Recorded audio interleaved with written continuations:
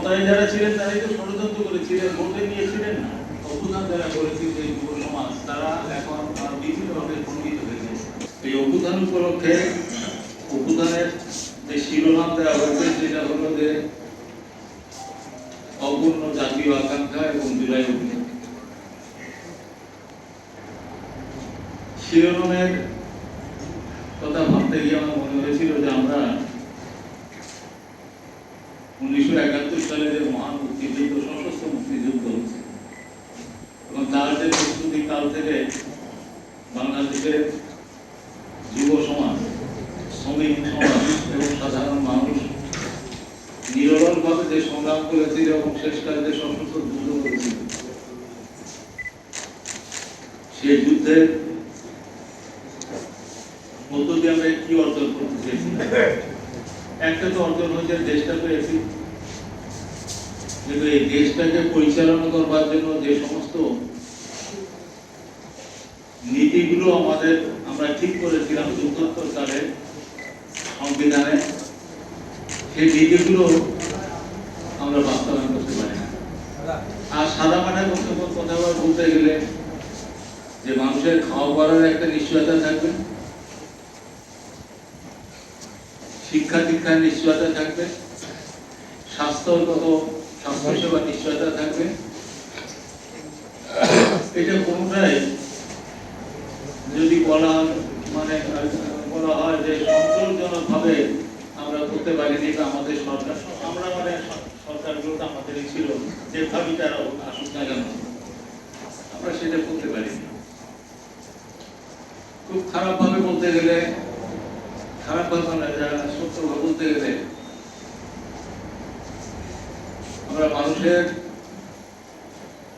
মৌলিক যে অধিকার, সেই অধিকারও আমরা প্রতিষ্ঠিত করতে পারি। একটা সময়ে আমাদের সরকাররা এই গরিব মানুষের যে লেখাপড়া, এইটা ফ্রিতে লেখাপড়া করা যায়, কমে বাধা যায়, ওদের কাছে দিয়ে ইনভেশন করে দেয় নাই, কিন্তু দায়িত্বটা গভর্নমেন্ট নেয়।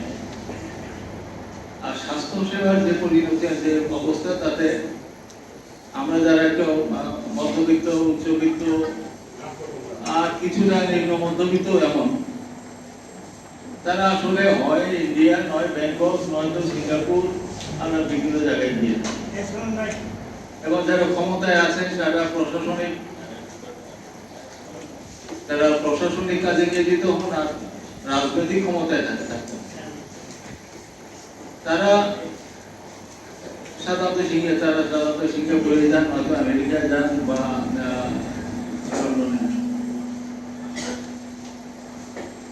আমার সাধারণ মনে হয় কবিরাজি ওষুধ, কবিরাজের কাছে যাবে, নয়তো হোমিওপ্যাথির কাছে যাবে, নয়তো আয়ুর্বেদের কাছে যাবে। এইটা হলো স্ট্যাটাস।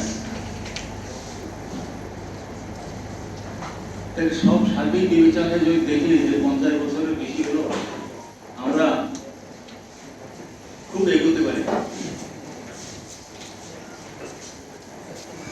অভ্যুত্থান হয়েছে জুলাইতে, আসলে মানুষের অসহ্য হয়ে গেছে। মানুষ শেখ হাসিনার যে গভর্নমেন্ট, সেই গভর্নমেন্টকে সহ্য করতে পারছিল। তাদের শাসন, শোষণ, নির্যাতন এবং বেপরোয়া লুণ্ঠন এবং এত নগ্ন হয়ে গিয়েছিল যে মানুষ এর বিরুদ্ধে আন্দোলন শুরু করেছিল এবং একটা পর একটা পর্যায়ে অভ্যুত্থান হয়ে গেছে। অনেক হতাশ হয়ে গেছে। এই অভ্যুত্থানকে সফল করতে হবে, কিন্তু অভ্যুত্থানের ভেতরেই আমাদের প্রগতির বা সামনের দিকে অগ্রসর হওয়ার প্রশ্নে এই বাধা বিপত্তি আছে। কাজে আজকে যেটা হলো যে আমরা 71-এ যা ভেবেছিলাম, যে স্যাক্রিফাইস করেছিলাম, আমরা তার অনেক কিছু পারিনি। আবার নতুন বাধার, নতুন অন্তরায় সৃষ্টি হয়েছে। এরকম একটা অবস্থায় আমরা এই অভ্যুত্থানকে সামনে তাকে কীভাবে নিয়ে যাবো এবং সফল করবো, সেটাই হলো আমাদের ভাবনার বিষয়। অভ্যুত্থান যারা করেছে যে যুব সমাজ, তারা এখন বিভিন্নভাবে খণ্ডিত হয়ে গেছে।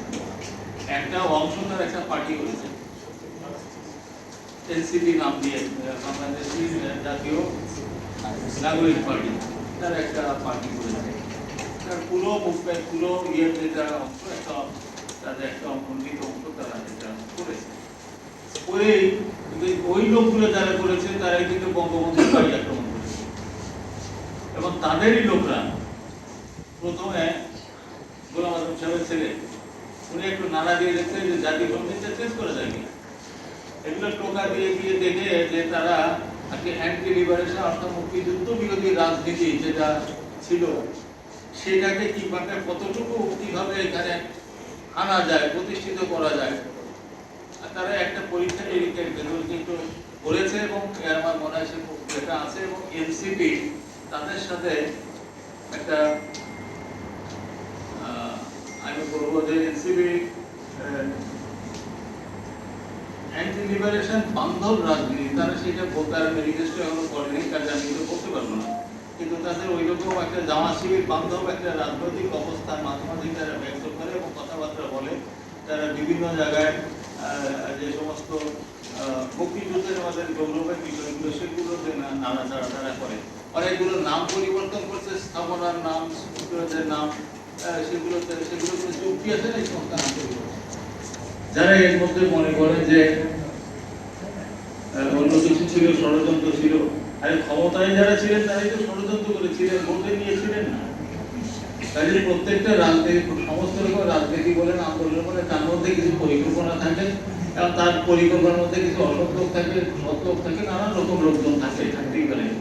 কিন্তু এই অভ্যুত্থানকে ষড়যন্ত্র বলে যদি কেউ ষড়যন্ত্র ছিল বলে এটাকে ভিন্নভাবে চরিত্রায়িত করতে চান, আমার মনে হয় সেটা আমরা সায় দিতে পারবো না। অনেক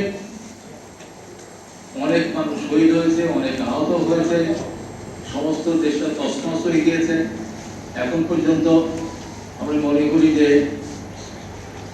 পুরো সমস্ত অভ্যুত্থান এবং অভ্যুত্থান উত্তরকালে বিভিন্ন ঘটনাবলীর মধ্যে দিয়ে মানুষের মধ্যে নানা রকম বিভ্রান্তি আছে, চিন্তা আছে, অসহিষ্ণুতা আছে, সন্দেহ আছে।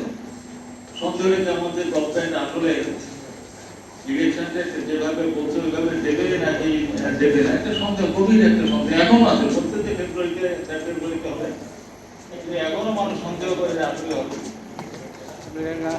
এটা রাজনৈতিক পরিস্থিতির কারণে হয়েছে, যারা ক্ষমতায় আছেন তাদের আচার ব্যবহারের কারণে হয়েছে এবং যারা যারা এই অভ্যুত্থানের সাথে সম্পৃক্ত তাদের কারণে।